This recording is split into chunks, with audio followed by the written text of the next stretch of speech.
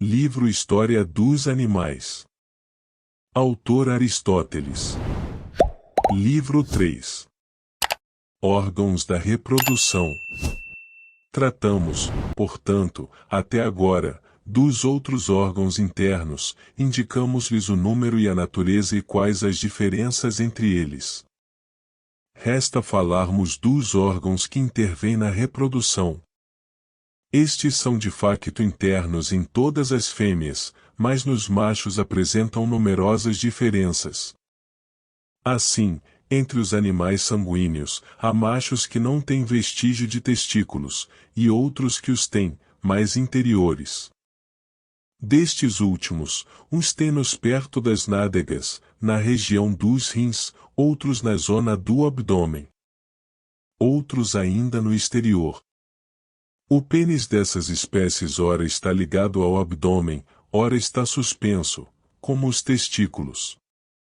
Quando está ligado ao abdômen, está-o de modo diverso nos animais que urinam para a frente e nos que urinam para trás. Particularidades dos testículos. Nenhum peixe tem testículos, nem qualquer outro animal com guelras, nem o gênero das serpentes na sua totalidade, nem de um modo geral os ápodes que não sejam internamente vivíparos. As aves têm testículos, mas no interior, próximo da região lombar. Nos quadrúpedes ovíparos passa-se o mesmo, caso do lagarto, da tartaruga, do crocodilo e, de entre os vivíparos, do ouriçocacheiro. Das restantes espécies com testículos internos, umas têm-nos no abdômen, por exemplo, o golfinho de entre os ápodes, ou o elefante de entre os quadrúpedes vivíparos. Outras têm-nos à vista. A diferença relativa ao modo de aderência dos testículos ao ventre ou à região adjacente já atrás a deixamos explícita. Assim, os testículos ora estão ligados à região posterior e não são destacados, como acontece nos animais do gênero dos porcos, ora são pendentes, como no homem. Os peixes, já o referimos, não têm testículos, nem as serpentes.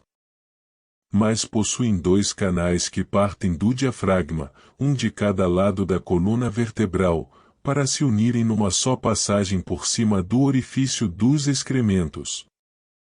Por cima, isto é, na zona próxima da espinha dorsal. Esses canais, no período da cópula, enchem-se de líquido seminal e, se comprimirem, derrama-se deles um esperma esbranquiçado. As diferenças que existem a nível desses órgãos devem confirmar-se em quadros anatômicos e delas falaremos mais adiante com maior pormenor, no estudo dedicado a cada espécie em particular. Todos os ovíparos, sejam eles bípedes ou quadrúpedes, têm sempre os testículos próximos da região lombar, por baixo do diafragma. Nos animais são mais esbranquiçados, noutros, mais amarelados, e inteiramente envolvidos por uma rede de vasos muito finos.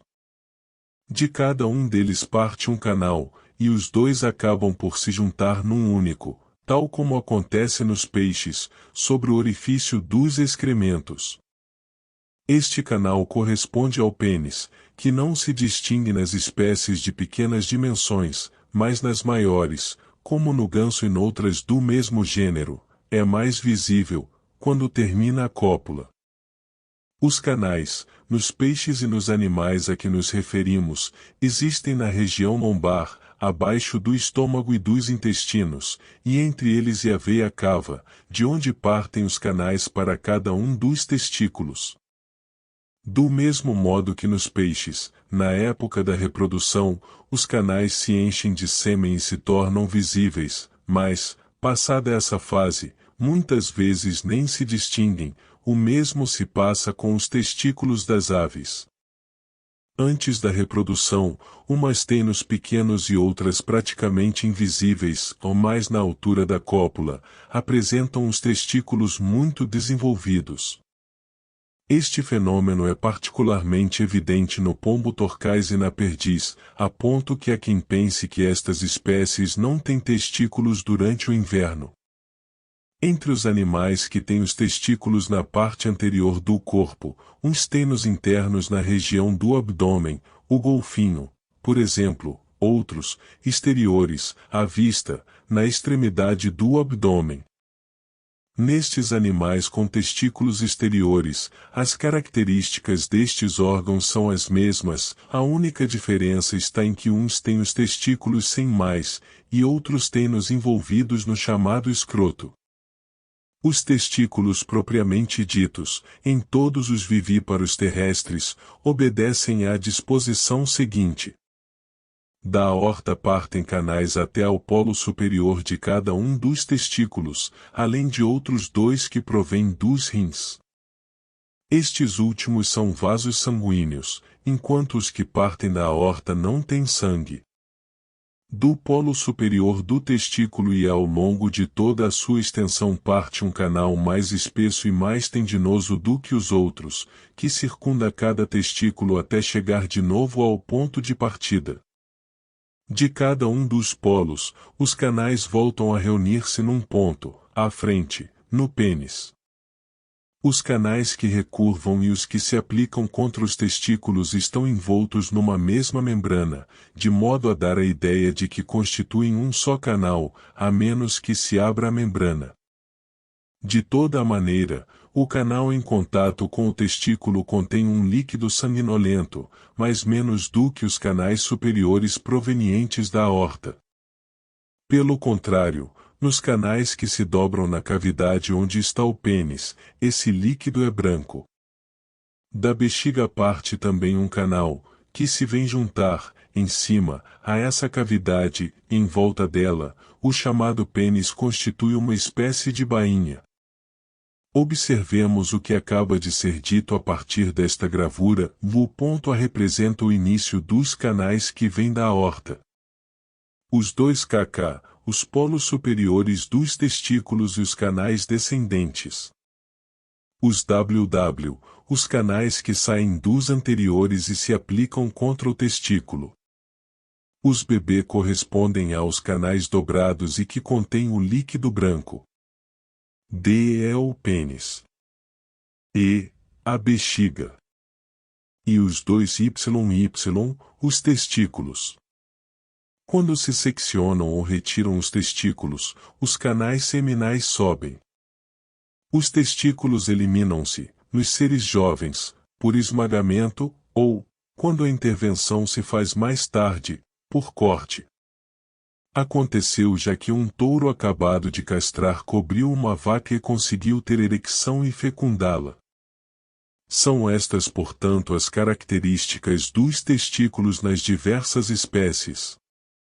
Particularidades do útero.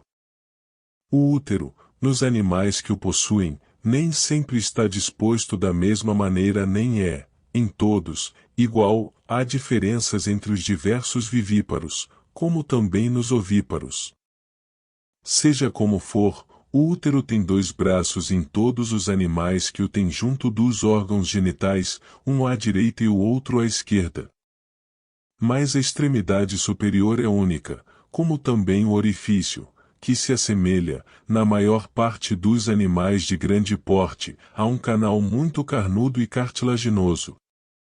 Destas partes, uma chama-se matriz ou útero, de onde vem a expressão irmãos uterinos, a outra, que é o canal e o orifício do útero, vagina. Portanto, em todos os vivíparos, bípedes ou quadrúpedes, o útero fica sempre abaixo do diafragma, caso do ser humano, da cadela, da porca, da égua e da vaca. Mesmo nos animais com cornos, a posição do útero é também a que referimos. Na extremidade do que se chama os cornos da matriz, esta apresenta, na maior parte dos casos, uma trompa em espiral. Nos ovíparos que põem ovos no exterior, pelo contrário, a disposição do útero não é sempre a mesma.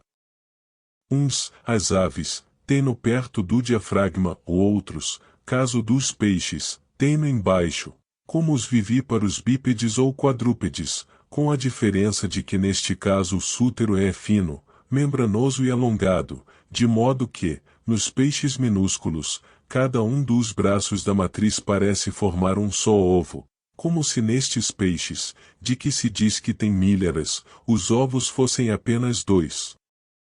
Mas na realidade não se trata de um só ovo, mas de muitos, e, por isso mesmo, cada um deles se pode fragmentar numa quantidade de outros.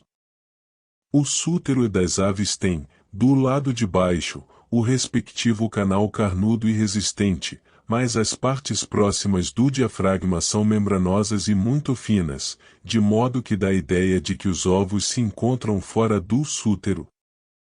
No entanto, nas aves maiores, a membrana é mais visível, e quando se sopra ar no canal, ela levanta-se e incha. Nas mais pequenas, nenhum destes pormenores é tão perceptível. A posição do sútero é ainda a mesma nos quadrúpedes que são ovíparos, como a tartaruga, o lagarto, a rã e outros animais do mesmo tipo. Assim, o canal inferior é único e mais carnudo, enquanto a parte fendida e os ovos estão em cima, junto do diafragma. Todos os ápodes que dão à luz as suas crias, mas que são interiormente ovíparos, caso dos esqualos e dos animais do gênero dos celáceos, chama-se celáceo ao animal sem patas, que tem guelras e é vivíparo, todos eles têm um sútero bifurcado, que se prolonga até ao diafragma, como nas aves. Mais ainda, o órgão em causa alonga-se pelo meio dos seus 2 braços, a partir de baixo até ao diafragma, os ovos formam-se aqui ou mais acima, onde o diafragma começa. Em seguida estendem-se para a parte mais larga e as crias saem dos ovos. As diferenças entre o sútero destes peixes, se comparados entre si ou com outros animais, podem observar-se em pormenor em quadros anatômicos. Também o gênero das serpentes registra variantes em relação aos animais de que vimos a tratar e dentro das espécies do próprio gênero. De facto, enquanto todos os outros tipos de serpente são ovíparos, só a víbora é vivípara, depois de primeiro ter gerado ovos dentro de si própria. Assim, o seu sútero é próximo do dos celáceos. Mas a matriz das serpentes, alongada como o seu próprio corpo, prolongasse de forma contínua, desde baixo, por um canal único, de um lado e de outro da espinha dorsal, como se houvesse um canal de cada lado, até ao diafragma, ou aí os ovos dispõem-se em linha e são postos não um a um, mas em bloco. Todos os animais que são interno ou externamente vivíparos têm o útero na parte de cima do estômago, enquanto os ovíparos, todos eles, o têm embaixo, na região lombar.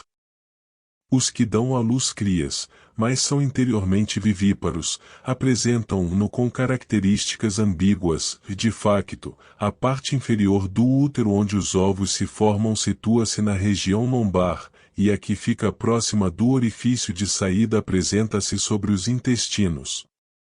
Há ainda mais uma diferença que distingue os úteros uns dos outros.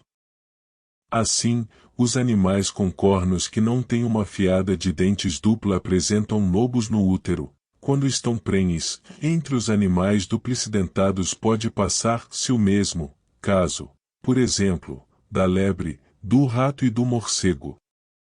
Pelo contrário, todos os outros vivíparos com uma fiada de dentes dupla, e com patas, têm o útero liso, ligando-se neste caso o embrião diretamente ao útero e não a um lobo. Tal é, portanto, nos animais a disposição das partes não homogêneas, externas e internas. Partes homogêneas. Das partes homogêneas, a mais comum em todos os animais sanguíneos é o sangue, como também o elemento em que o sangue naturalmente circula, o chamado vaso, ou vem depois as partes análogas a estas, o soro e as fibras, e o que sobretudo constitui o corpo dos animais, ou seja, a carne e a parte que lhe corresponde em cada animal. Há também o osso e os seus análogos, como a espinha e a cartilagem, ou depois a pele, a membrana, os tendões, os pelos, as unhas e os seus homólogos, por fim, a gordura, o sebo e as excreções, ou seja, a matéria fecal, o fleuma, a bilis amarela e a negra. O sangue e o aparelho circulatório. Como a natureza do sangue e dos vasos sanguíneos parece constituir um princípio vital, é pelo seu estudo que se deve começar, tanto mais que alguns dos nossos predecessores não trataram bem esta matéria. A razão desta ignorância está na dificuldade de observação. De facto, nos animais já mortos, a natureza dos vasos principais deixa de ser perceptível, dado que são eles que mais se contraem logo que o sangue os abandona, se é que o sangue escoa-se num só fluxo, como se entornasse de uma vasilha, e de facto, o sangue não existe em porções independentes, a não ser uma pequena quantidade no coração, constitui um todo que circula nos vasos. Por outro lado, nos animais vivos não é possível observar o funcionamento destas partes, porque são, por natureza, internas. De tal forma que quem observasse os animais mortos e dissecados não podia observar os princípios mais relevantes, e os que faziam a observação nos homens em estado de magreza extrema tiraram conclusões sobre os vasos a partir dos fenômenos perceptíveis do exterior. Teoria de Siênesis. É a seguinte a descrição feita por Siênesis, o médico de Chipre, sobre a natureza dos grandes vasos, a partir do olho, passando pelo sobrolho, pelas costas, ao longo do pulmão, por baixo dos seios, estende-se um vaso da direita para a esquerda e outro da esquerda para a direita. Este último passa pelo fígado até ao rim e ao testículo, o primeiro segue até ao baço, ao rim e ao testículo, a partir daí vão dar ao pênis. Teoria de Diógenes de Apolônia. Diógenes de Apolônia dá esta outra versão: no homem, os vasos sanguíneos têm a disposição seguinte: vá a dois que são muito grandes. Esses estendem-se através do abdômen, ao longo da espinha dorsal, um à direita e outro à esquerda, até as pernas do lado respectivo e, para cima, em direção à cabeça, ao longo das clavículas passando pela garganta. Desses dois partem outros que se ramificam por todo o corpo, do da direita para o lado direito, do da esquerda para o esquerdo. Destes, os dois maiores seguem para o coração pela região da espinha dorsal, outros, um pouco mais acima, atravessam o peito sob a axila e dirigem-se para cada uma das mãos, do lado respectivo. Um chama-se esplênico, o outro, hepático. Cada um divide-se, no extremo, em dois ramos, de que um segue para o polegar e o outro para a palma. Daí partem ramificações numerosas e finas para o resto da mão e para os outros dedos. Outros vasos mais delgados partem dos anteriores, do lado direito para o fígado, do esquerdo para o baço e para os rins. Os que se dirigem para as pernas separam-se no ponto em que elas se unem e percorrem toda a coxa. O maior atravessa a parte de trás da coxa e torna-se mais saliente, o outro fica dentro da coxa e é um pouco menos espesso. Depois atravessam o joelho e seguem para a perna e para o pé. Como acontece com os vasos que vão para as mãos, estes atingem também a planta do pé e daí ramificam-se pelos dedos. Dos vasos grandes partem para o ventre e para o pulmão inúmeros vasos, que são finos. Os que se estendem até a cabeça através da garganta parecem grandes a nível do pescoço. De cada um deles partem, no ponto em que terminam, para a cabeça inúmeras ramificações, umas da direita para a esquerda, outras da esquerda para a direita. Cada um destes conjuntos termina perto da orelha. Há um outro vaso no pescoço que, junto da grande veia, se divide em dois, um pouco mais pequeno do que aquela, onde vem ter a maior parte dos vasos da própria cabeça. Estas duas veias prolongam-se pelo interior da garganta, e de cada uma delas saem outros vasos que se encaminham, por baixo da omoplata, até a mão. Há também, ao longo da veia esplênica e hepática, outros vasos um tanto mais pequenos, que se costumam lancetar quando há uma dor à flor da pele. Mas se a dor se manifesta no abdômen, a incisão faz-se na própria veia hepática e na esplênica. Destas duas últimas partem outras que se estendem sob as mamas. Há outras ainda que, a partir destas, avançam através da espinal medula até aos testículos, e que são delgadas. Outras ramificam-se por baixo da pele através da carne até aos rins, e vão terminar, no homem, nos testículos, na mulher, no útero. Os vasos provenientes do ventre, primeiro, são largos, depois, tornam-se mais finos, até trocarem de lugar, os da direita para a esquerda, e vice-versa. Dá-se-lhes o nome de veias seminais. O sangue mais espesso forma-se sob a carne, ou mais à medida que se derrama nas zonas mencionadas, torna-se delgado, quente e espumoso. Teoria de Pólibo. São estas as teorias de Siênesis e de Diógenes. Mas há uma outra, de Pólibo. Os vasos formam 4 pares. O primeiro passa por trás da cabeça, atravessa a zona externa do pescoço, segue, de um lado e do outro, ao longo da coluna vertebral, até as ancas e as coxas, continua depois, através das pernas, para o lado exterior dos tornozelos e para os pés. Eis porque, para combater as dores dorsais e lombares, se fazem sangrias na curva das pernas e do lado de fora dos tornozelos. Outro par de veias sai da cabeça, segue para as orelhas e atravessa o pescoço, são as chamadas jugulares. Cada uma delas segue pelo interior junto à coluna vertebral, chega aos músculos lombares, passa aos testículos e as coxas, atravessa o lado interior da curva das pernas até atingir o interior dos tornozelos e os pés.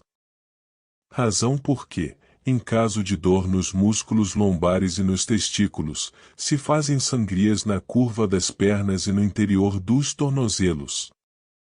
O terceiro par vai das têmporas, através do pescoço, por baixo das omoplatas, até ao pulmão. O da direita passa para a esquerda, por baixo da mama, e dirige-se para o baço e para o rim. O da esquerda segue para a direita, sai do pulmão, passa por baixo da mama e chega ao fígado e ao rim. Um e outro terminam no ânus. O quarto par sai da parte anterior da cabeça e dos olhos, passa por baixo do pescoço e da clavícula. Aí, os 2 vasos estendem-se pela parte alta dos braços, na direção dos cotovelos, depois percorrem o antebraço até ao pulso e as articulações dos dedos. Logo, seguem pelo lado inferior dos braços até as axilas e a parte superior das costas, até que um atinge o baço e o outro o fígado. Depois percorrem a parte alta do abdômen e dirigem-se ambos para o pênis. Teoria de Aristóteles. Estas são mais ou menos as teorias emitidas por outros autores. Há também os especialistas que, sem descreverem os vasos com tanto pormenor, todos concordam em estabelecer-lhes o ponto de partida na cabeça e no cérebro, o que é uma sugestão errada. Dado que a observação, como atrás afirmamos, é difícil, só nos animais asfixiados depois de previamente se fazerem emagrecer é possível obter um conhecimento razoável dos factos, para quem se interessa por este tipo de questões. É a seguinte a natureza dos vasos sanguíneos. Há 2 vasos no tórax, ao longo da coluna vertebral do lado de dentro.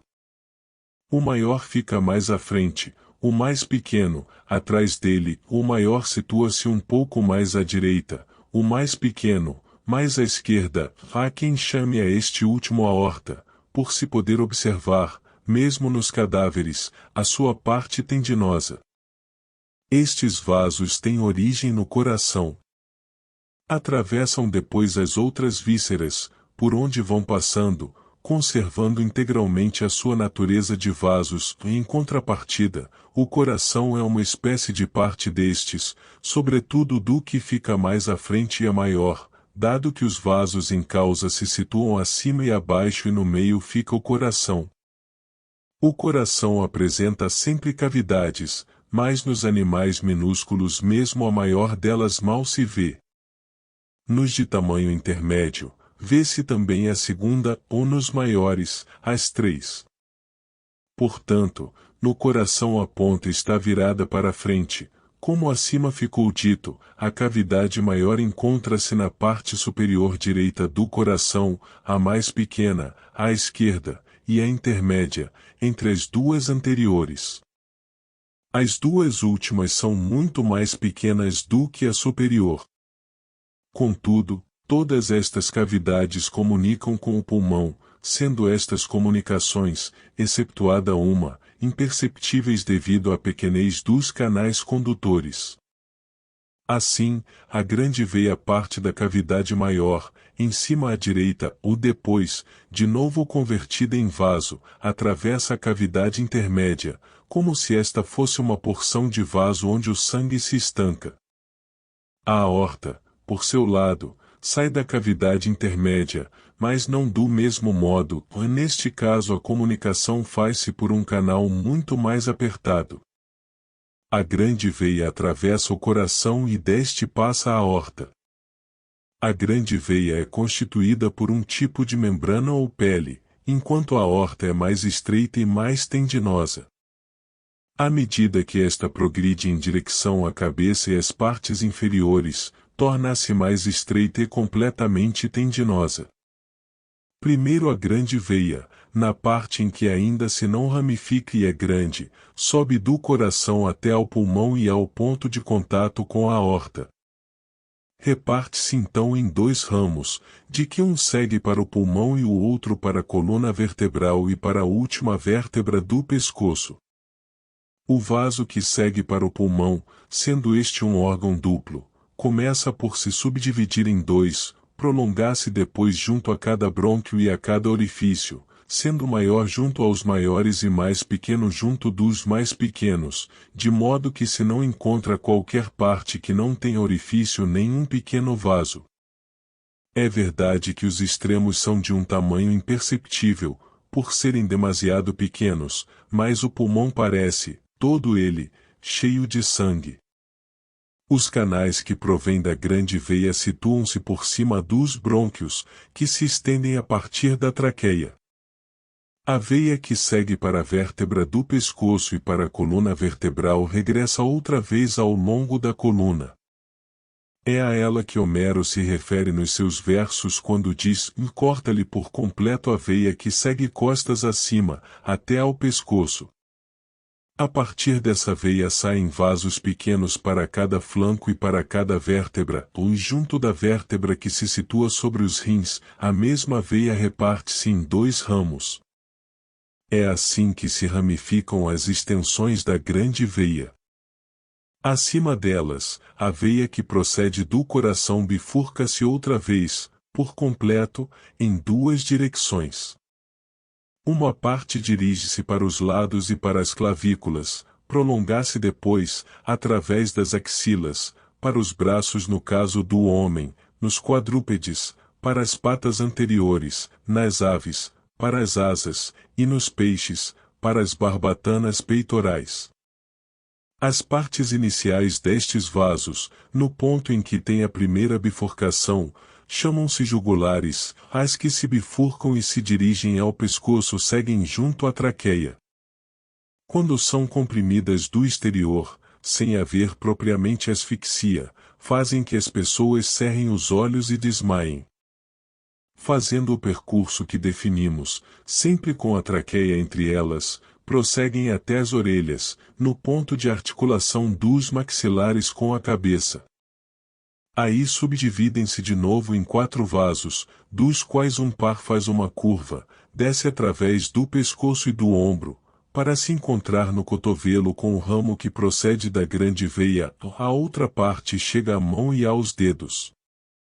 Cada braço do outro par procedente de cada uma das orelhas dirige-se para o cérebro e subdivide-se em inúmeras ramificações, muito finas, que percorrem a membrana conhecida por meninge, que rodeia o cérebro. O cérebro propriamente dito é, em todos os animais, desprovido de sangue ou nenhum vaso, nem pequeno, nem grande, lá vai dar. Quanto ao resto das ramificações que provêm desta veia, umas circulam em torno da cabeça, outras vão terminar nos órgãos dos sentidos e nos dentes, através de vasos extremamente delgados. As partes do vaso mais pequeno, designado por aorta, subdividem-se também e seguem o mesmo trajeto das da grande. Somente os canais e as ramificações da aorta são muito mais pequenos do que os da grande veia. É esta disposição dos vasos que se situam acima do coração. A parte da grande veia que fica abaixo do coração atravessa, elevando-se, o diafragma e liga-se à aorta e à coluna vertebral por canais membranosos e laços. Dela se destaca um único vaso, curto mas largo, que atravessa o fígado, de onde deriva uma rede de vasos finos que desaparecem no fígado. Este vaso que atravessa o fígado reparte-se em dois braços, um dos quais termina no diafragma, no chamado centro frênico, e o outro volta a subir pela axila até o braço direito, onde se junta aos outros vasos à altura da dobra interna da articulação. É por isso que os médicos fazem uma sangria neste vaso para tratar certas doenças hepáticas. Do lado esquerdo da grande veia, um vaso pequeno mais grosso segue até ao baço, onde as suas ramificações se perdem. Uma outra parte, que se destaca do lado esquerdo da grande veia, sobe, da mesma maneira que vimos antes, ao braço esquerdo. Apenas enquanto o vaso que sobe para o braço direito é o que atravessa o fígado, este outro é distinto do que se prolonga para o baço. Há ainda outras ramificações provenientes da grande veia, uma que se dirige para o epíplon, outra para o chamado pâncreas. A partir desta última, uma quantidade de vasos estende-se pelo mesentério. Todos eles se reúnem num único vaso, grande, que segue ao longo de todo o intestino e do estômago até ao esôfago. Em torno destes órgãos dispõe-se uma quantidade de vasos que são ramificações dos anteriores. Portanto, até aos rins, a aorta e a grande veia formam cada uma um vaso único.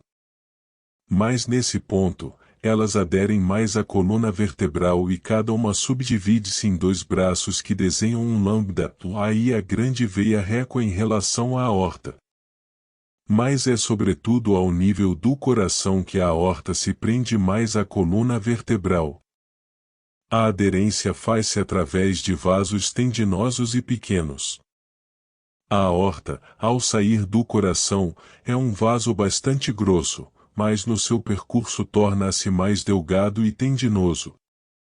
Da aorta saem vasos na direção do mesentério, como acontece também com a grande veia, a diferença está em que são muito mais pequenos, estreitos e fibrosos. De facto, terminam em vasos finos, de forma variada e fibrosos. Ao fígado e ao baço não chega nenhum vaso vindo da aorta. As divisões de cada uma destas veias estendem-se para cada anca e ambas penetram até ao osso. Por outro lado, há vasos que, a partir da grande veia e da aorta, vão até aos rins. Mas não os penetram até a cavidade, ficam-se pela massa dos rins. Da aorta partem outros dois canais que vão até a bexiga, robustos e contínuos, outros provêm da cavidade dos rins e não têm qualquer comunicação com a grande veia. Do meio de cada rim destaca-se um vaso oco e tendinoso, que se estende ao longo da coluna vertebral através de regiões estreitas. A seguir, cada um deles penetra na anca do lado respectivo para lhe voltar a aparecer à superfície. As suas extremidades vão dar à bexiga e ao pênis, nos machos, ou ao útero, nas fêmeas. Da grande veia nenhum vaso se estende até ao útero, mas provenientes da aorta chegam muitos e compactos. Há ainda outros vasos que partem da aorta e da grande veia depois da sua bifurcação, uns, que são grandes e ocos, seguem primeiro para a virilha e depois, através das pernas, prosseguem até aos dedos dos pés, outros atravessam também a virilha e as coxas, mas entrecruzam-se, da esquerda para a direita e da direita para a esquerda. Vão se juntar na curva da perna aos vasos precedentes.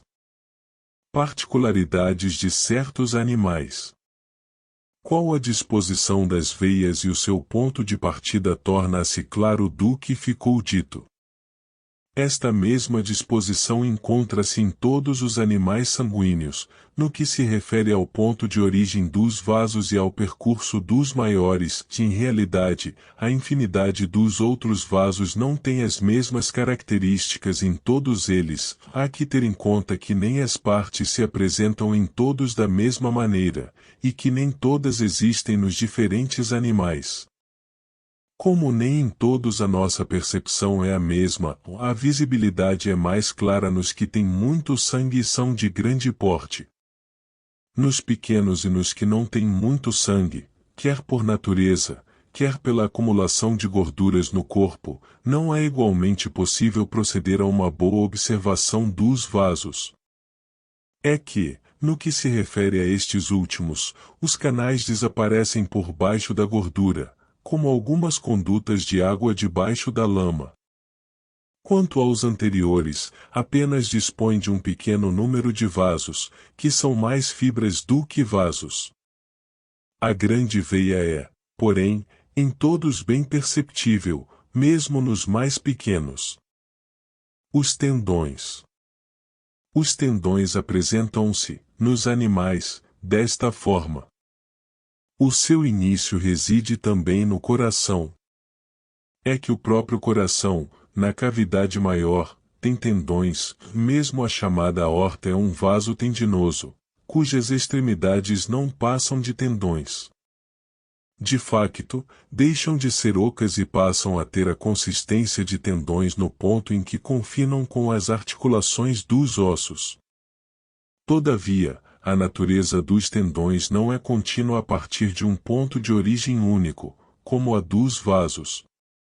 Estes, de facto, são como as linhas de um desenho, acompanham o contorno do corpo inteiro, de tal modo que, nos indivíduos muito magros, todo o corpo aparece coberto de vasos, se é que os vasos preenchem, nos magros, o que nos gordos é carne, os tendões, pelo contrário, distribuem-se em volta das articulações e das ligações dos ossos. Se fossem de natureza contínua, nos indivíduos magros tal continuidade seria claramente perceptível. As partes onde se encontram os principais tendões são, antes de mais, a que comanda o salto, a chamada curva da perna, um outro tendão, este duplo, é o tendão propriamente dito. Há também os que ampliam a força física, o extensor e o deltoide. Os restantes, que não têm designação própria, encontram-se nas ligações dos ossos. De facto, todos os ossos que se articulam entre si são ligados por tendões, e em volta de todos os ossos, há inúmeros tendões. A cabeça constitui uma exceção por não ter nenhum, por são as suturas dos ossos que, por si sóis, lhe asseguram a consistência. A natureza do tendão permite-lhe rasgar-se no sentido do comprimento, mas não no da largura, e ter uma grande elasticidade. Em torno dos tendões acumula-se uma mucosidade, branca e viscosa, que os lubrifica e que lhes está claramente na origem. Enquanto um vaso sanguíneo pode ser cauterizado, um tendão sujeito ao fogo é completamente destruído.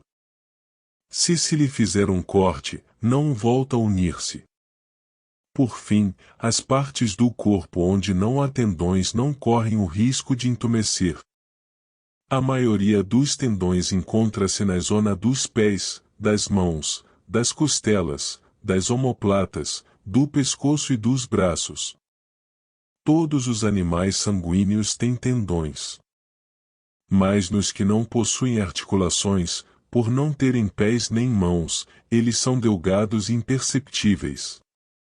Por isso, nos peixes, os que são mais visíveis são os que se ligam com as barbatanas.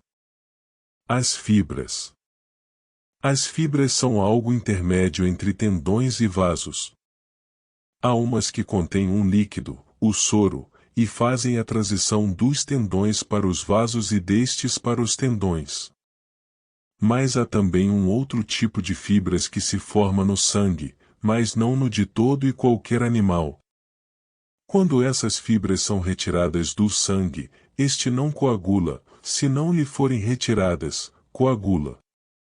Estas fibras existem na maior parte dos animais, mas estão ausentes do sangue do veado, do gamo, do antílope e de mais uns tantos. É por essa razão que o sangue destes animais não coagula tanto como o dos restantes. O do veado coagula praticamente como o da lebre, e num e noutro, a coagulação não produz uma matéria compacta, como acontece nos outros animais, ou antes origina uma substância flácida, como o leite. Quando se lhe não acrescenta o coalho, o do antílope coagula mais, pode atingir uma consistência semelhante à do carneiro ou talvez um pouco menos. Eis o que se oferece dizer sobre vasos, tendões e fibras. Os ossos. Nos animais, os ossos ligam-se todos a um, e são contínuos entre si como os vasos. Não há nenhum osso que seja independente dos outros. Os ossos têm o seu ponto de partida na coluna vertebral, situação comum a todos os animais dotados de esqueleto. A coluna compõe-se de vértebras e estende-se da cabeça até a região lombar. Todas as vértebras têm uma perfuração na parte de cima. O osso da cabeça, o chamado crânio, está na continuação das últimas vértebras. A parte sinuosa desse osso é a sutura. O crânio não é igual em todos os animais. Em alguns constitui-se de uma só peça, caso do cão ou noutros, como no homem, de várias.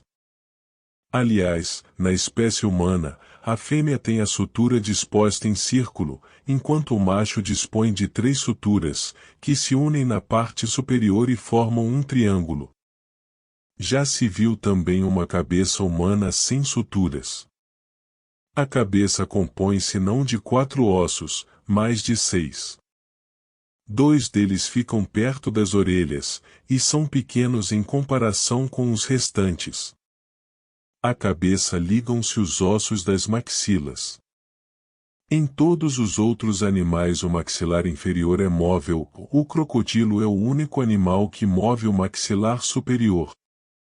Nos maxilares está implantada a dentição. Cada dente é um osso, em parte compacto e em parte oco, e é o único osso que resiste ao cinzel.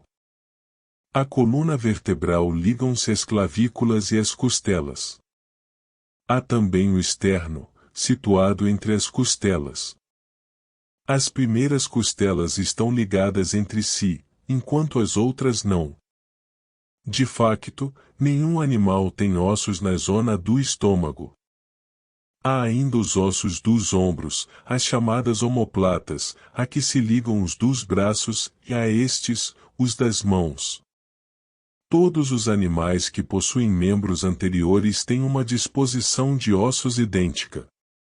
Embaixo, onde a coluna vertebral termina, depois da anca, fica a cavidade cotiloide, seguem-se os ossos dos membros inferiores, das coxas e das pernas, os chamados ossos longos, por deles fazem parte os tornozelos e os chamados astrágalos em todos os animais que têm tornozelo.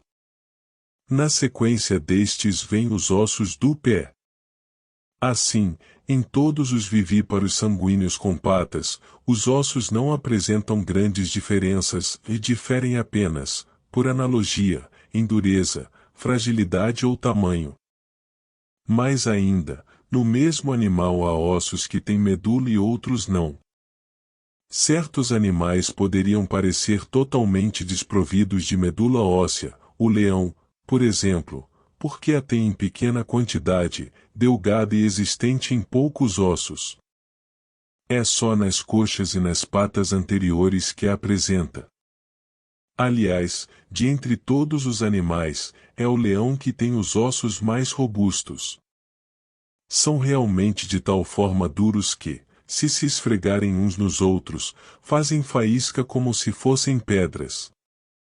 O golfinho também tem ossos e não espinhas.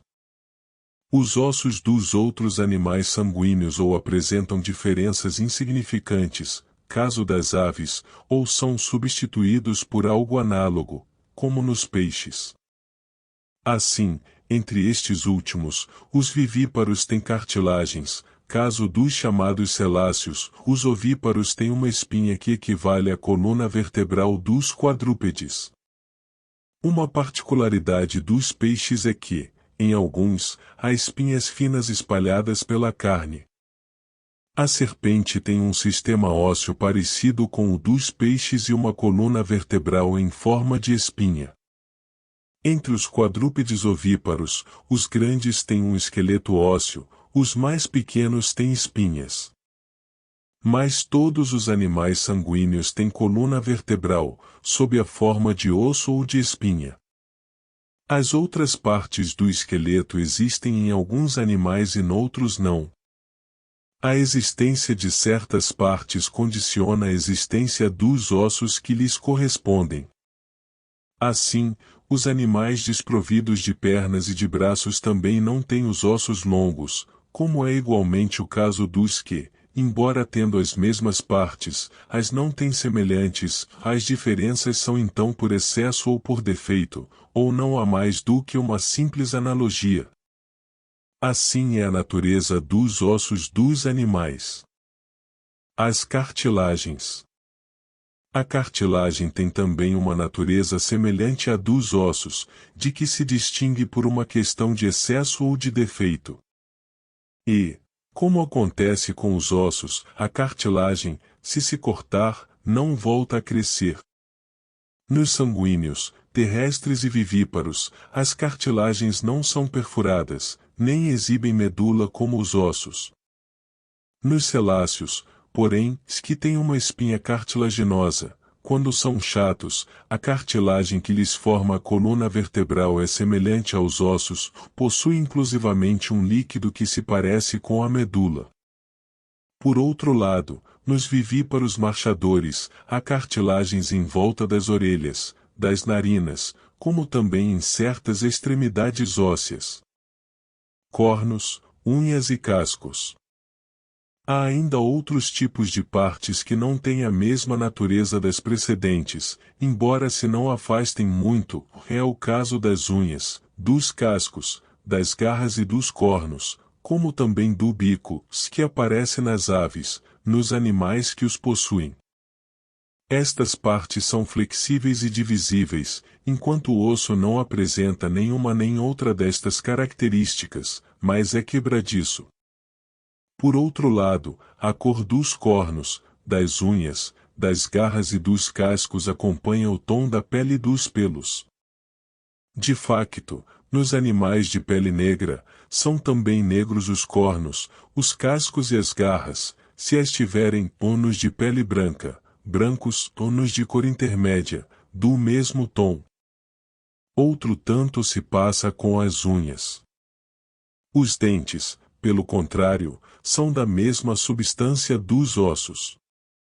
É por isso que nos homens de raça negra, como os etíopes e outros do gênero, os dentes, como os ossos, são brancos, mas as unhas negras, da cor da pele.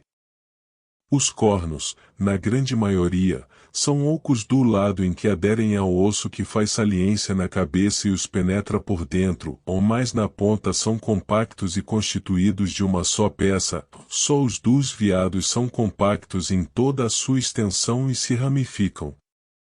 Por outro lado, dos animais que têm cornos nenhum os perde, excepto o veado, que os muda todos os anos, a menos que tenha sido castrado. Sobre os efeitos da castração se falará mais adiante. Os cornos aderem mais à pele do que ao osso, ou daí que, na Frígia e noutras regiões, haja bois que abanam os cornos como se fossem orelhas. Entre os animais que têm unhas, se tenas todos os que têm dedos, e dedos todos os que têm membros, menos o elefante, e este não tem dedos separados, os que têm mal se articulam e são por completo desprovidos de unhas. Portanto, entre os animais que têm unhas, uns apresentam-nas direitas, como o homem, outros curvas, como o leão, no caso dos animais terrestres, e a águia, entre os voadores. Os pelos. Quanto aos pelos e seus análogos, como também a pele, passa-se o seguinte. Todos os vivíparos marchadores têm pelos, por sua vez, os ovíparos com patas apresentam placas córneas, escamas são apenas próprias dos peixes que põem ovos granulados, dos peixes longos, o congro não tem ovos deste gênero, nem a moreia ou a enguia não os tem de nenhuma espécie. A espessura ou o comprimento dos pelos variam consoante as partes do corpo em que se encontram, e de acordo com a natureza da pele. Na maioria dos casos, nas peles mais grossas os pelos são também mais duros e mais grossos, são mais abundantes e mais compridos nas partes mais recônditas e mais úmidas, se esse lugar for propício à existência de pelos. O mesmo se passa com os seres que têm escamas ou placas córneas. Ainda sobre os pelos, e nos animais que os têm fracos, uma boa alimentação pode torná-los mais duros, ou nos que os têm duros, mais macios e mais esparsos. Há diferenças que têm a ver com sítios mais quentes ou mais frios, assim, no corpo humano, os pelos são espessos nos lugares quentes, e mais fracos nos frios. Além disso, os pelos fracos são mais lisos, os duros são frisados. O pelo é, por natureza, próprio para ser cortado. Entre os pelos há diferenças qualitativas.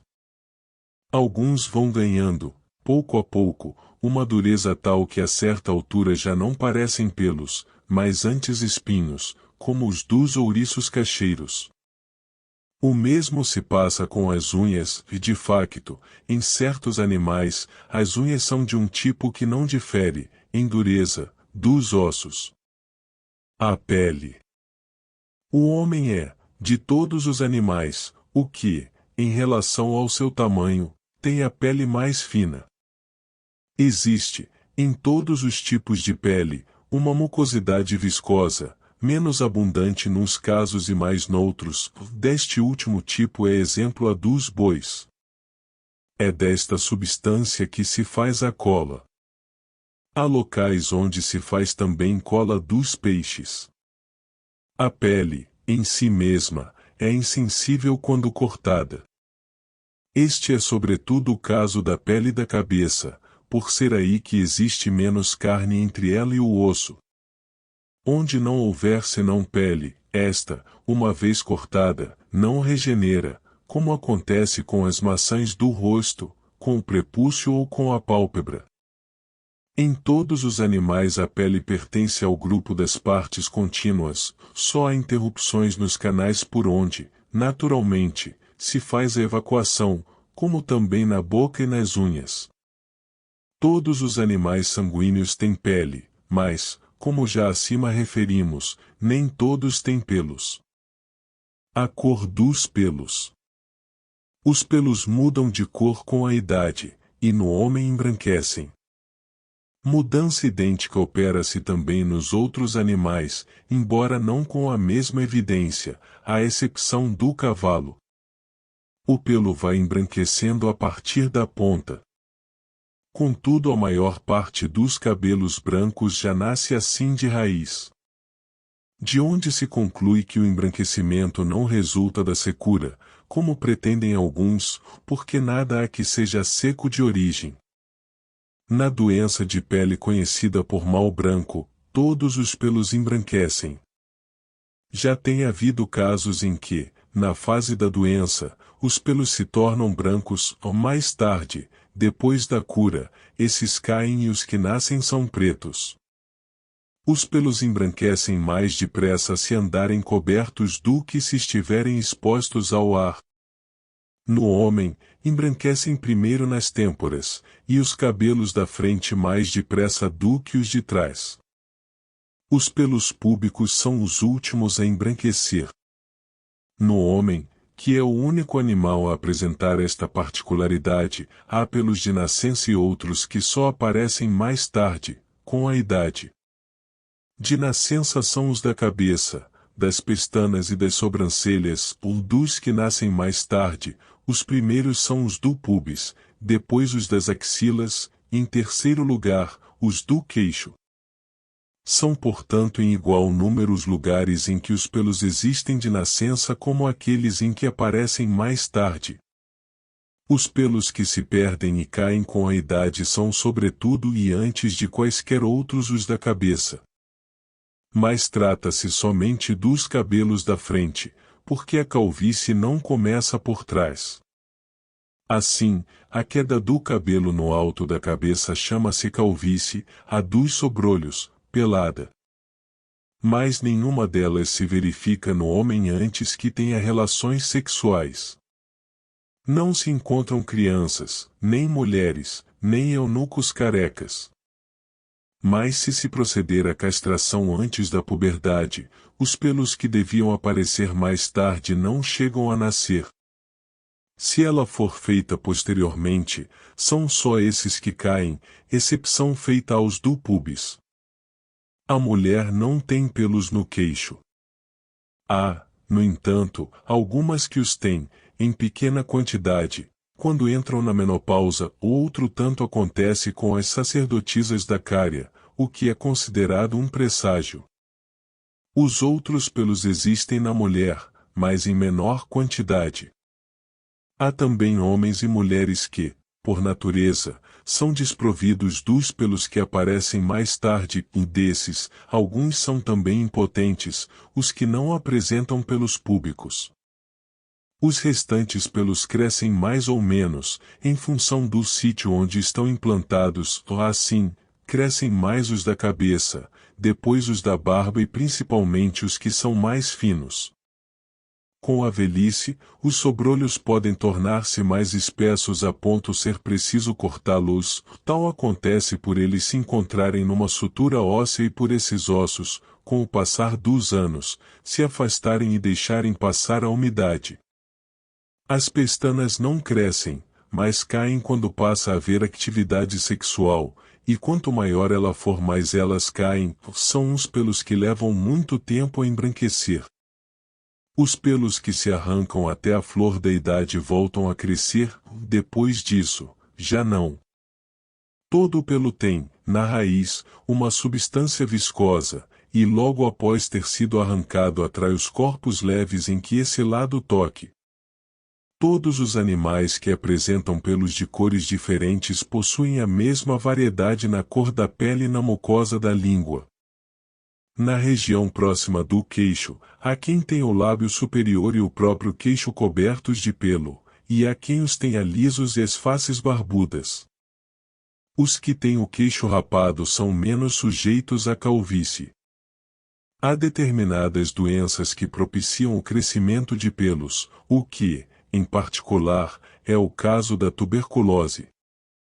O mesmo se passa com a velhice e com a morte. Há, nessas circunstâncias, cabelos que, de macios, se tornam mais duros. Situação semelhante acontece com as unhas. As relações sexuais frequentes estimulam a queda mais rápida dos pelos de nascença, mas aceleram o aparecimento dos que são mais tardios. Quem tem varizes é menos susceptível à calvície, e se já for calvo quando esta doença se manifesta, em certos casos fica peludo. O pelo não cresce pela ponta que se corta, é a partir de baixo que desponta e se torna mais comprido.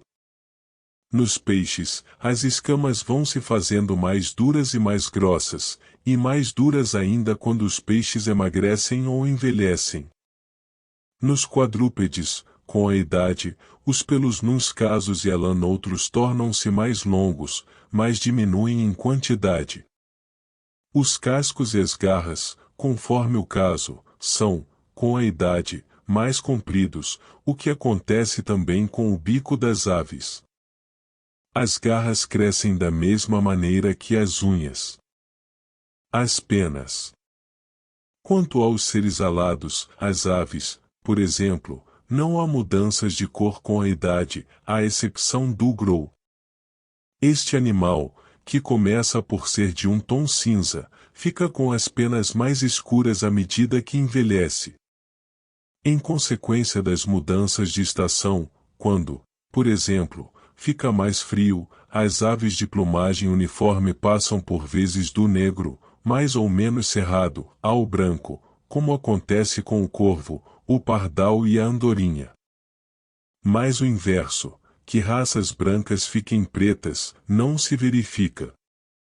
Em contrapartida, com a mudança de estação, a maioria das aves muda de cor, de tal modo que, para quem não estiver familiarizado com o processo, elas ficam irreconhecíveis. Outros pormenores relativos ao pelo. Há também animais que mudam a cor do pelo de acordo com as mudanças de água. Aos, por exemplo, que num sítio são brancos e noutro negros. Também a cópula pode ser afectada, há em certos lugares uma água tal que os carneiros que a bebem e cobrem as fêmeas depois de a terem bebido geram crias negras. Este era o efeito provocado, na Calcídica Trácia, ou seja, na Assirítide, pelo chamado Rio Frio. Também na região de Antandros há dois rios, um que torna os carneiros brancos e o outro, pretos. Parece também que o rio Escamandro põe os carneiros amarelados. Há quem diga que é por isso que Homero lhe chama Axanto, em vez de Escamandro. Portanto, os animais em geral não têm pelos no interior e, nas extremidades, apresentam-nos na parte superior mas não na inferior. Só a lebre tem pelos no interior das mandíbulas e debaixo das patas. Por seu lado a baleia azul não tem dentes na boca, mas uns pelos que se parecem com as cerdas do porco. Os pelos quando são cortados crescem, como vimos, a partir de baixo e não das pontas.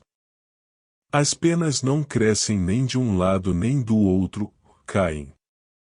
A asa das abelhas, como a de todos os outros animais que têm uma asa sem divisórias, quando se arranca não volta a nascer. Nem tampouco o aguilhão, quando a abelha o perde, morre. As membranas. Há também membranas em todos os animais sanguíneos. A membrana assemelha-se a uma pele compacta e fina, mas de uma natureza diferente, ou nem se rasga nem se estica. Todos os ossos e todas as vísceras são envolvidos por membranas, tanto nos animais grandes como nos pequenos. Mas nos mais pequenos não são perceptíveis, por serem muito finas e minúsculas. As membranas maiores são, antes de mais, as duas que envolvem o cérebro, ou dessas, a que segue o contorno do osso é mais resistente e mais espessa do que a que rodeia o cérebro. Depois destas, vem a membrana que envolve o coração. Se cortada ou arrancada, uma membrana não se regenera, como também os ossos sem membrana gangrenam. O epíplon. O epíplon é igualmente uma membrana. Todos os animais sanguíneos o possuem. Mas nuns é seboso, noutros, desprovido de gordura. Tem o seu princípio e o seu ponto de aderência, nos vivíparos com dupla fiada de dentes, no meio do estômago, no local onde há uma espécie de sutura deste órgão. Nos seres que não têm uma dupla fiada de dentes, liga-se da mesma maneira ao grande estômago. A bexiga. A bexiga assemelha-se também a uma membrana, mas de outro gênero, a diferença está na elasticidade que possui. Nem todos os animais têm bexiga, mas todos os vivíparos a têm, e, dos ovíparos, só a tartaruga. Se se corta a bexiga, os bordos também se não regeneram, a não ser que o corte seja dado mesmo à entrada da uretra. Há, no entanto, raras exceções, que já se tem observado. Depois da morte, a bexiga não dá passagem a nenhum líquido, enquanto em vida deixa passar até formações sólidas, de que se formam, nos doentes, os cálculos. Há casos em que se encontraram na bexiga formações tais que se assemelham muito a conchas. São estas as características das veias, tendões, pele, fibras, membranas, como também dos pelos, unhas, garras, cascos, cornos, dentes, bico, cartilagens, ossos e de outras partes análogas. A carne. A carne, ou tudo aquilo que por natureza se lhe assemelha nos animais sanguíneos, encontra-se em todos eles entre a pele e o osso, ou as partes análogas ao osso. De facto, a semelhança que existe entre a espinha e o osso corresponde à semelhança entre o tecido equivalente à carne nos animais que têm espinhas e a esta nos animais que têm ossos. A carne pode dividir-se em todos os sentidos, e não só no do comprimento, como acontece com os tendões e as veias. Quando os animais perdem peso, a carne desaparece e deixa apenas os vasos e as fibras. Se, pelo contrário, estiverem sobrenutridos, a gordura substitui a carne. Nos animais que têm muita carne, os vasos são mais pequenos, o sangue mais vermelho e as vísceras e o estômago pequenos. Em contrapartida, nos que possuem vasos grandes, o sangue é mais escuro, as vísceras e o estômago grandes e as carnes mais reduzidas. Nos animais com um estômago pequeno, a gordura tende a acumular-se na carne. A gordura e o sebo. Entre a gordura e o sebo há diferenças. O sebo é friável, em todos os sentidos, e solidifica, se arrefecido. A gordura é fluida e não solidifica. As sopas feitas de animais com gordura, como o cavalo e o porco, não coalham, se feitas de animais com sebo, como o carneiro e a cabra, coalham. Diferem também pelo sítio do corpo onde se encontram. Assim, a gordura forma-se entre a pele e a carne, o que não acontece com o sebo, que está na base das carnes. Também o epíplon apresenta gordura nos animais com gordura e sebo nos animais com sebo. Tem gordura os animais com dupla afiada de dentes e sebo os que a não têm. No que se refere às vísceras, o fígado é gorduroso em alguns animais, por exemplo, entre os peixes, nos celáceos. Dele faz-se óleo, depois de fundido. Mas os mesmos celáceos têm muito pouca gordura tanto na carne como no estômago, ou seja, gordura espalhada. Nos peixes, o sebo parece-se com a gordura e não coalha. Em todos os animais, a gordura ou está infiltrada na carne ou à parte. Aqueles em que a gordura não está separada têm o epíplon e o estômago menos gordos. Caso da enguia, ou de facto, a gordura que ela apresenta em volta do epíplon é pouca. Mas na maior parte dos animais, a gordura acumula-se na região abdominal, sobretudo nos que fazem pouco movimento. O cérebro é luzidio de gordura nos animais que a têm, como o porco, e seco nos animais com sebo. No que se refere às vísceras, é em volta dos rins que se acumulam mais gorduras, no entanto, o rim direito apresenta sempre menos gordura, e por mais carregados que os rins estejam dela, há sempre, no intervalo entre eles, uma parte que a não tem. São sobretudo os animais com sebo os que têm os rins assim envolvidos, e muito particularmente o carneiro, este chega a morrer quando tem os rins completamente recobertos de sebo. Esta concentração de gordura nos rins resulta do excesso de alimentação, como acontece, por exemplo, em Leontinos, na Sicília.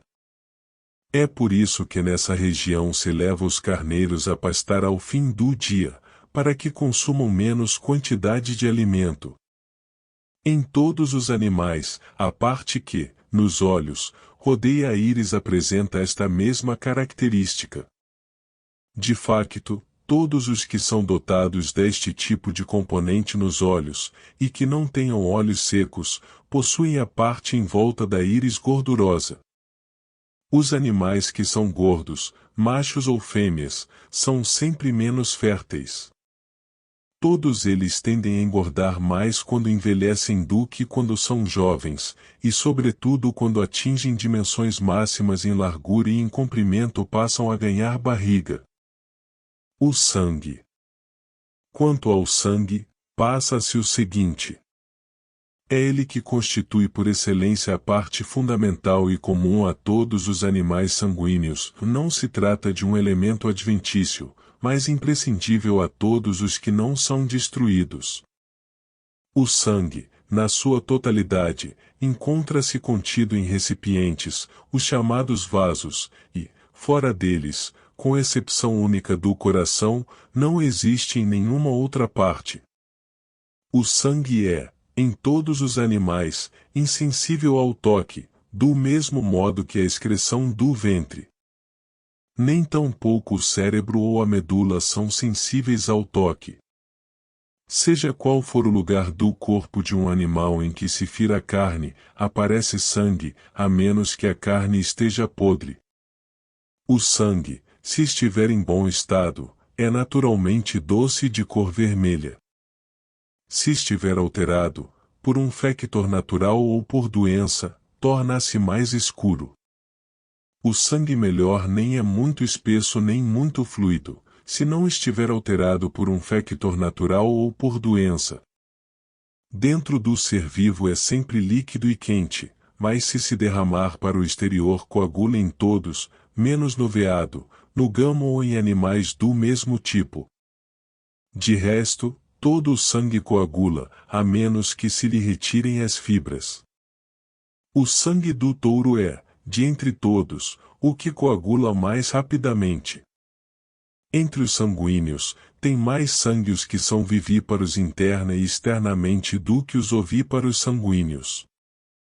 Os seres saudáveis, por natureza ou em consequência de um regime correto, não têm o sangue nem demasiado abundante, como ele fica quando se acabou de ingerir demasiado líquido, nem escasso, como é próprio dos que têm excesso de peso. Assim, os gordos têm um sangue puro, mas em pequena quantidade, e quanto mais engordam menos sangue têm. É que a gordura não tem sangue. E a matéria adiposa não apodrece, enquanto o sangue e as partes irrigadas se deterioram rapidamente, sobretudo as que rodeiam os ossos. O homem é o ser que tem o sangue mais fino e mais puro, e, dos vivíparos, são o touro e o burro os que o têm mais espesso e mais negro. Por outro lado, nas partes inferiores do corpo o sangue é mais espesso e mais negro do que nas superiores. O sangue dos animais pulsa nos vasos, em todo o corpo ao mesmo tempo, e é, dos diversos humores, o único que se distribui por todo o corpo, como é também o único que persiste enquanto existe vida. Aliás, o sangue é, nos animais, aquilo que se forma primeiro no coração, antes ainda que todo o resto do corpo se diferencie. Se houver uma perda de sangue abundante por derramamento, dá-se um desmaio, e se a perda for excessiva, produz-se a morte. Se o sangue se tornar excessivamente fluido, cai-se doente, o sangue fica então uma espécie de soro, e apresenta uma fluidez tal que já se viu até quem sue sangue. Há seres em que o sangue derramado não coagula em absoluto, ou, se coagula, é de forma desigual e descontínua. Durante o sono, o sangue torna-se menos abundante nas regiões periféricas, de forma que, se forem picadas, não sangram como durante a vigília. Por cozedura, do soro produz-se sangue, e do sangue gordura. É por doença do sangue que ocorrem hemorragias pelo nariz ou pelo ânus, ou que aparecem varizes. Se o sangue apodrecer no corpo forma-se pus, e do pus uma pústula. O sangue das fêmeas é diferente do dos machos. Apresenta-se mais espesso e mais escuro nas fêmeas do que nos machos, em estado de saúde equivalente com a mesma idade, como também nas fêmeas há menos sangue nas regiões periféricas e mais no interior. De entre as fêmeas de todos os animais, a mulher é de longe a que tem mais sangue, e, no que se refere ao chamado fluxo menstrual, é nas mulheres, de entre todos os animais, que ele é mais abundante. Quando este sangue menstrual se altera, chama-se-lhe perda. Mas as mulheres estão menos sujeitas a doenças do que os homens. São raras as que sofrem de varizes, de hemorroides ou de hemorragias nasais. Se lhes acontecer algum destes percalços, a menstruação não se faz normalmente. Com a idade, o sangue altera-se em quantidade e qualidade. Em seres muito jovens, o sangue é parecido com o soro e abundante, ou nos velhos, é espesso, negro e em pouca quantidade, ou na força da vida, apresenta características intermédias. O sangue nos velhos coagula com facilidade, mesmo o que circula nas regiões periféricas, o que não acontece nos jovens. O soro é um sangue a que falta cocção, ou por não ter sido submetido a nenhuma, ou por ter regressado a uma forma mais fluida. A medula. Sobre a medula. Trata-se também de um humor que se encontra em certas espécies sanguíneas. Todos os humores que por natureza se encontram no corpo existem em receptáculos, como o sangue existe nos vasos, a medula está nos ossos, e outros fluidos estão nas membranas, quer na pele, quer nos intestinos. Nos seres jovens, a medula é muito semelhante ao sangue, mas com a idade torna-se gordura nos animais que possuem gordura e sebo nos que possuem sebo. Nem todos os ossos têm medula, só os que são ocos, e mesmo desses alguns não a têm. De facto, entre os ossos do leão há alguns que não têm vestígios dela, e outros que têm alguma, mas pouca. É daí que vem a ideia de que os leões não têm medula nenhuma, como já antes referimos. Nos porcos, os ossos têm pouca medula, e há mesmo alguns que não possuem nenhuma. O leite. Todos os humores de que temos vindo a falar são praticamente sempre congênitos nos animais. Pelo contrário, o leite e o esperma só aparecem mais tarde. Destes, o leite, quando existe, tem sempre a natureza de uma secreção, mas o esperma, em alguns casos, não, e em certos animais, como nos peixes, por exemplo, corresponde ao que se chama leite. Todos os animais com leite produzem-no nas mamas. Todos os que são vivíparos interior ou exteriormente as têm, caso de todos os que têm pelos, como o homem e o cavalo, ou os cetáceos, como o golfinho, a toninha e a baleia, ou todos estes têm também mamas e leite. Pelo contrário, os que são exteriormente vivíparos ou ovíparos não têm mamas nem leite, os peixes e as aves, por exemplo. O leite tem sempre uma componente aquosa, que se chama soro, e uma matéria consistente designada por caseína. Quanto mais caseína o leite tiver, mais espesso é. De toda maneira, o leite dos animais que só tem uma fiada de dentes coalha, se é por isso que o leite dos animais domésticos serve para fazer queijo, enquanto o dos que tem uma dupla fiada de dentes não coalha, como lhes acontece também com a gordura, e é fluido e adocicado. O leite mais fluido é o do camelo, depois o da égua, e em terceiro lugar o da burra. O mais espesso é o da vaca. Com o frio, o leite não coalha, antes se torna mais soroso. Pelo contrário, o fogo faz o coalhar e engrossar. O leite, em nenhum animal, aparece antes que ele fique prenhe. Mas forma-se na altura da maternidade, ainda que nem o primeiro nem o último leite prestem. Para além da gravidez, em função do consumo de certos alimentos, ele pode aparecer em pequena quantidade. Assim, aconteceu já com mulheres de idade avançada a quem se suga o leite, por vezes em quantidade bastante para amamentar uma criança. A gente da região do Eta, quando as cabras não se deixam cobrir, arranjam urtigas e esfregam-lhes as tetas com força, de modo a provocar dor. Então, quando as ordenham, num primeiro jacto sai um líquido ensanguentado, depois um outro purulento e por fim leite, de uma qualidade em nada inferior ao das fêmeas que foram cobertas. Em nenhum macho, nos vários animais como também no homem, se forma em geral leite ou nuns tantos, porém, pode aparecer. Assim, em leonos, das tetas de um bode, que são duas junto ao pênis, se ordenhou leite suficiente para fazer queijo, quando esse bode cobria uma fêmea, o mesmo sucedia com as crias que dele nasciam.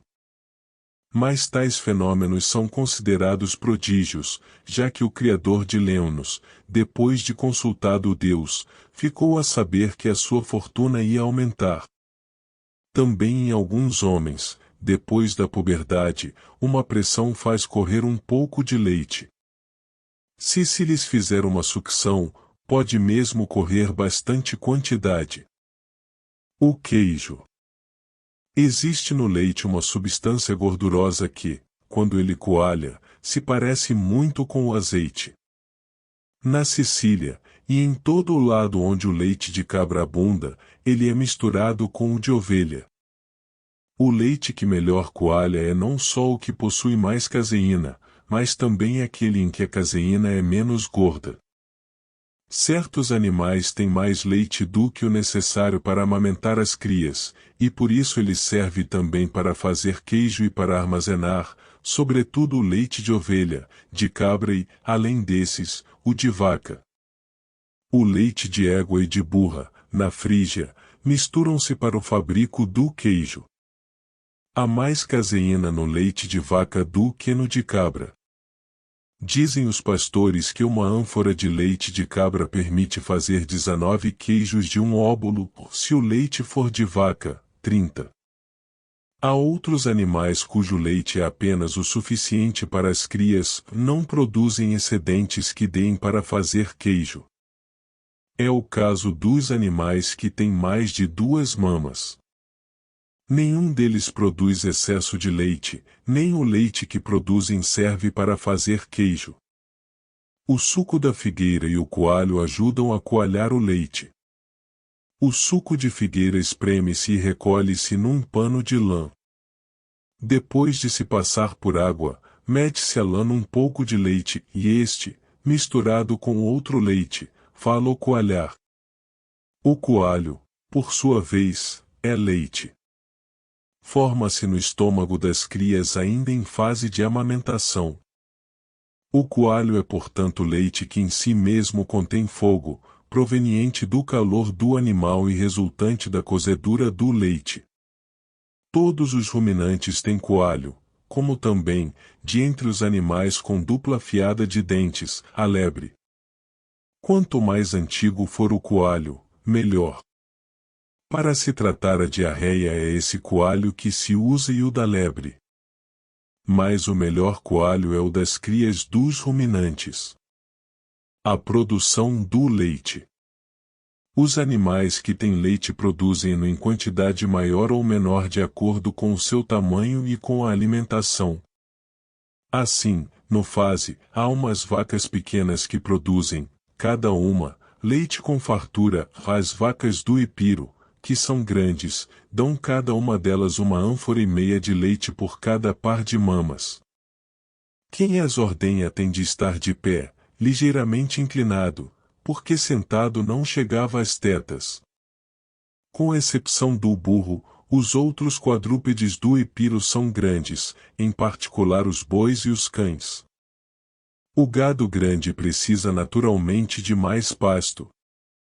Mas a região tem pastagens abundantes e terrenos próprios para as condições de cada estação. Os bois e os carneiros maiores são os chamados pírricos, que tiram o nome do rei Pirro. Quanto aos pastos, há uns que reduzem o leite, como a luzerna da média, sobretudo no caso dos ruminantes. Outros fazem-no aumentar, como o cítiso e a ervilhaca.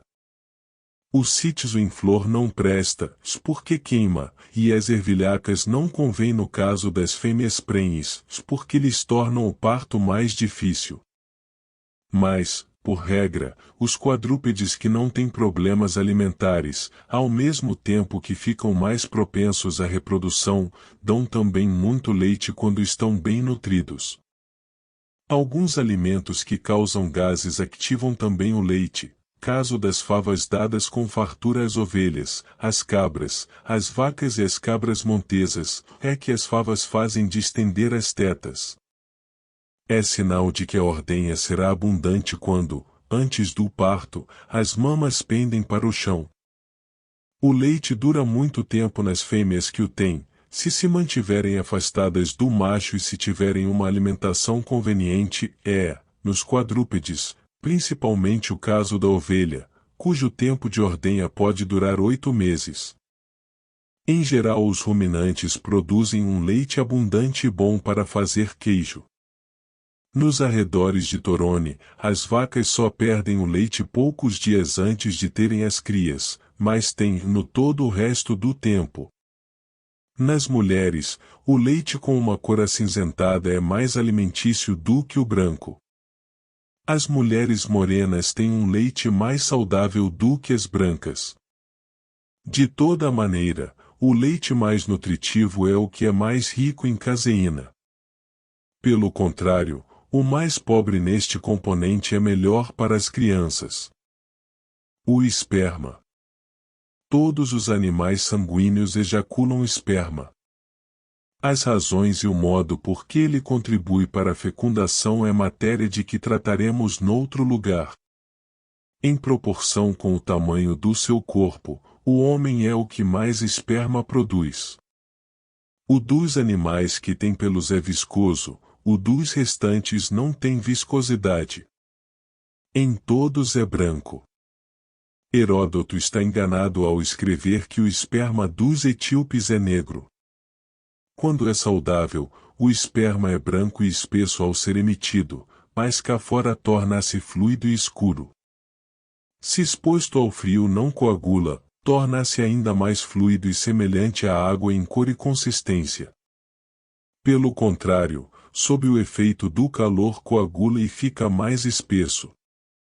Quando é ejaculado, depois de ter permanecido algum tempo no útero, apresenta-se mais espesso, e às vezes até seco e compacto.